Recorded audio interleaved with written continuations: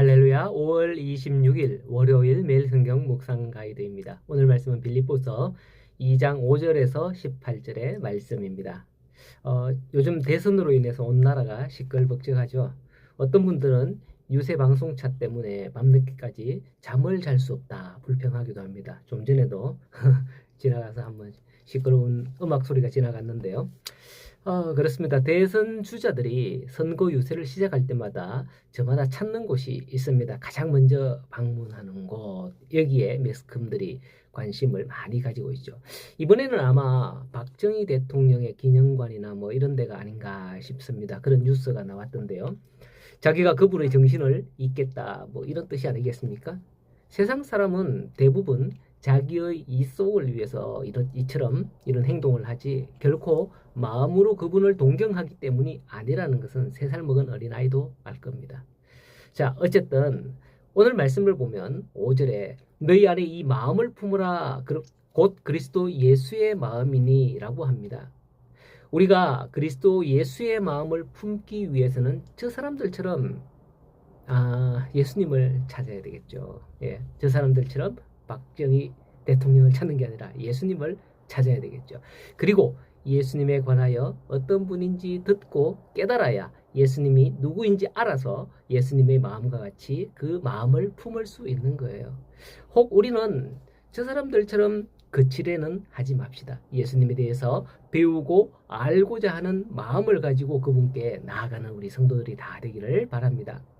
자, 그러면 그분은 어떤 분이냐? 6절 말씀에 보면 그는 근본 하나님의 본체이시나 하나님과 동등됨을 취할 것으로 여기지 아니하셨다라고 하죠.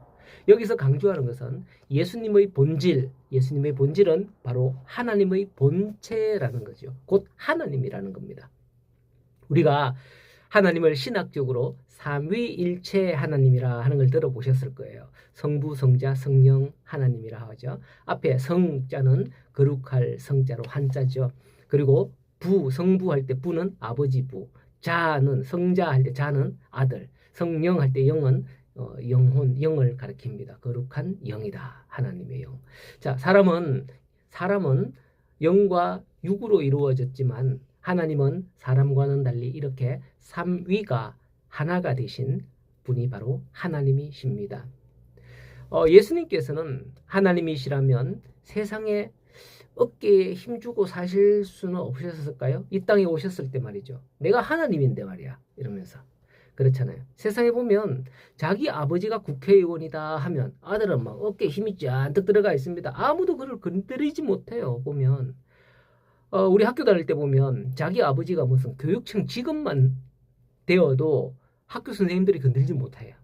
그런 게 있거든요. 제가 어릴 때 또 보면 목사님의 아들이 제가 어릴 때 저보다도 1살 어렸었는데 걔가 목사님의 아들이니 아무도 무시하지 못하고 꼭 목사님을 대하듯이 조심스럽게 대했던 그런 기억이 새삼나네요. 학생회에서도 말빨이 제일 셌었던 게 새삼스럽게 기억이 나요. 자, 그런데 예수님은 어떠했습니까? 하나님의 아들이신데 하나님이신데 예수님은 어떠했느냐 말이죠. 7절을 보면 예수님께서는 오히려 자기를 비워 종의 형체를 가지사 사람들과 같이 되셨고 이렇게 말씀하죠. 자기를 낮추고 죽기까지 복종하셨다라고 합니다.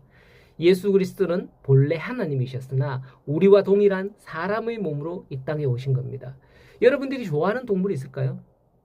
어떤 사람은 개, 강아지 이런 것들을 좋아해서 집 안에서 참 금이야 오기야 키우죠. 뭐 요즘 환경이 아파트에 사니 뭐 그럴 수밖에 없지만은 사람들이 굉장히 개를 사랑합니다.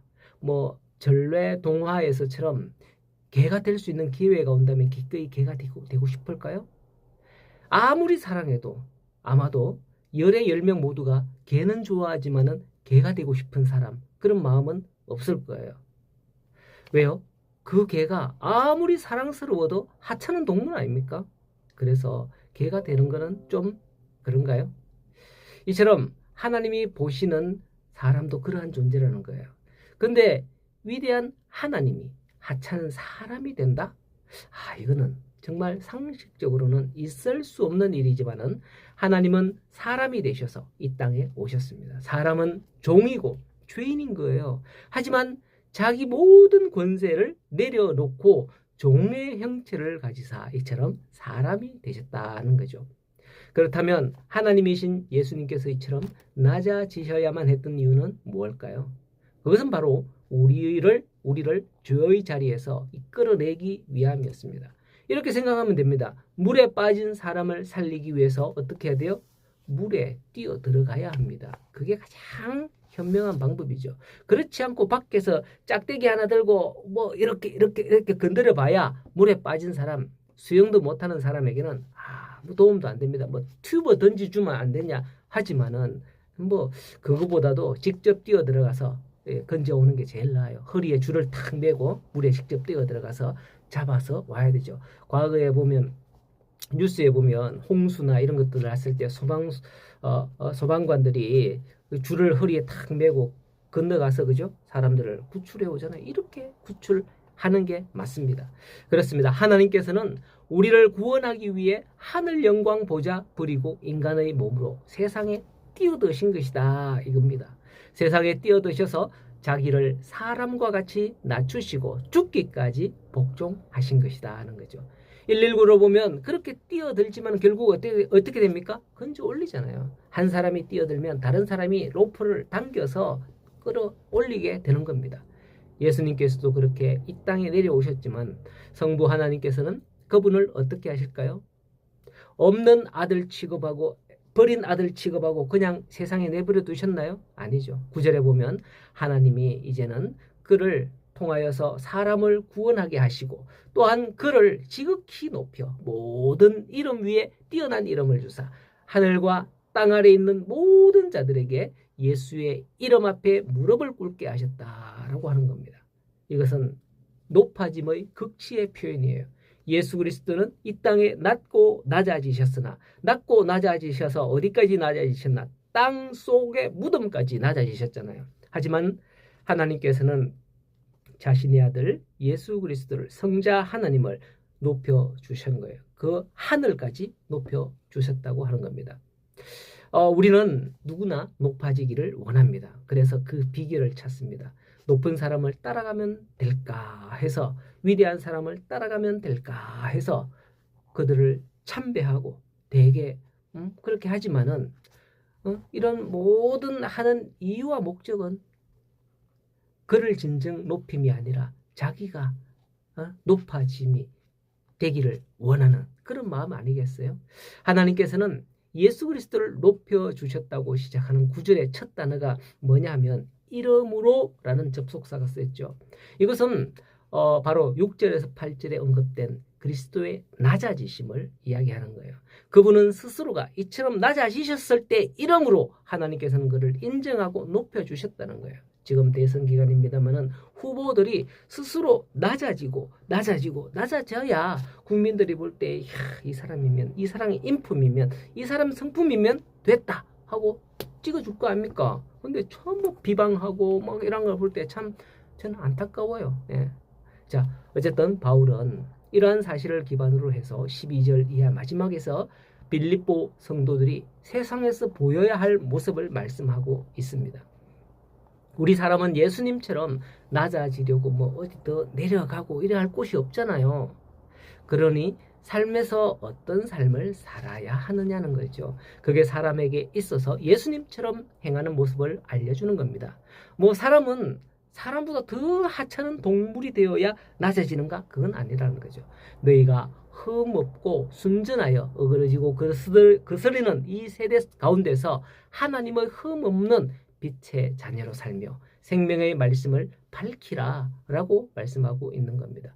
바울은 그러한 그들을 생각을 할 때에 자신도 어떻게 낮아지겠다라는 것을 또한 보여줍니다. 17절의 말씀에 보면 만일 너희의 믿음의 재물과 섬김 위에 내가 나를 전제로 드릴지라도 나는 기뻐하겠다. 뭡니까?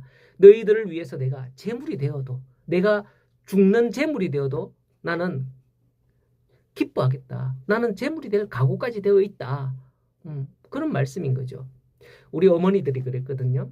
자식들이 잘 되도록 뼈가 딸도록 고생을 하면서 자식 뒷바라지를 해서 우리를 지금까지 이렇게 키우지 않았습니까? 좋은 학교 보내고 뭐 이렇게 해서 바울 자신도 내가 너희를 위해서 재물이 되겠다. 뭐 그래도 나는 기쁘다. 우리 어머니들이 자식들이 잘 되는 걸 보고 기뻐했듯이 바울도 그래도 나는 기쁘다. 이렇게 하고 있는 거예요. 여러분, 오늘 우리가 말씀대로 신실하게 사는 모습을 주님은 더욱더 기뻐하실 줄로 믿습니다. 그런 우리들을 볼 때 하나님은 더 축복해 주시고 싶을 거예요. 내 것 챙긴다고 잘 되는 게 아니라 야, 이거 내 거야. 욕심 부리고 내 것 챙긴다고 잘 되는 게 아니라 하나님의 인정을 받을 때에 잘 되는 복을 받는 줄로 믿습니다. 오늘도 믿음으로 하나님의 인정받는 우리 모든 성도들이 되시기를 간절히 소원하고 축복합니다.